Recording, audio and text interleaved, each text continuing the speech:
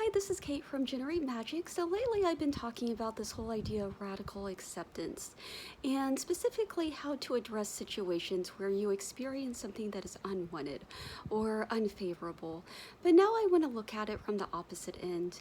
And so sometimes when we experience something that we wanted for a long time, it can feel anticlimactic or it can feel like sometimes somewhat not enough and just kind of leave us wanting more. And the reason for that is because no single desire or experience represents the totality of who we are. And so when we look at it from that lens, it's only natural that we would feel disappointed, especially if we're seeing this desire or this goal as the end-all be-all.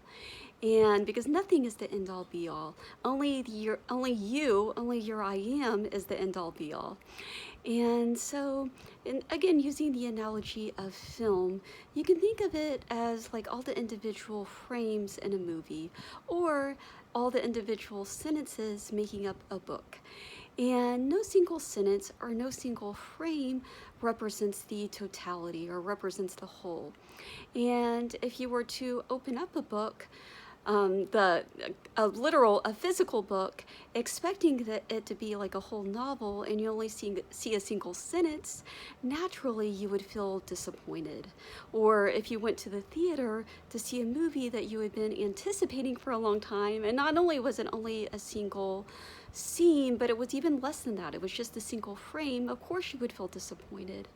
But when you recognize that none of these frames, none of these experiences, none of these desires make up the totality of the whole. None of them are the whole picture, but at the same time, they all play an integral part.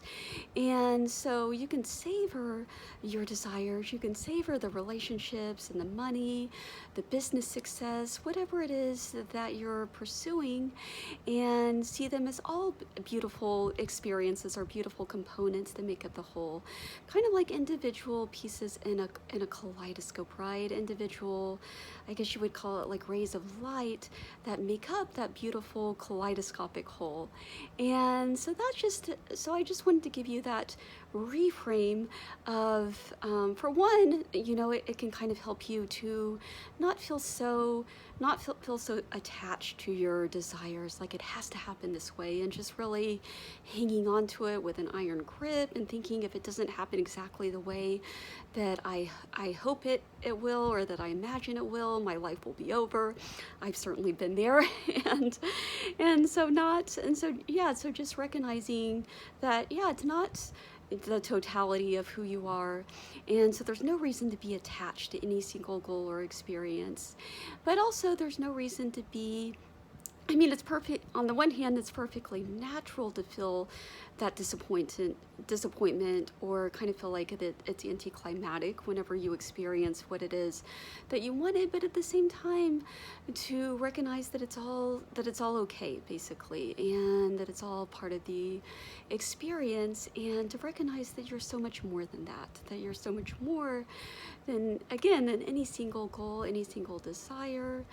And just like when you kind of going back to the unfavorable experiences, and just because you get rejected by somebody doesn't make you a reject, or just because you lose a job doesn't make you a loser. And because none of these experiences make up the totality of who you are. They're just one itsy bitsy tiny fragment. And in the same way, no victory, no success makes up the totality of who you are. So that's what I want to leave you with today. So with that, thank you so much for watching and have a wonderful day.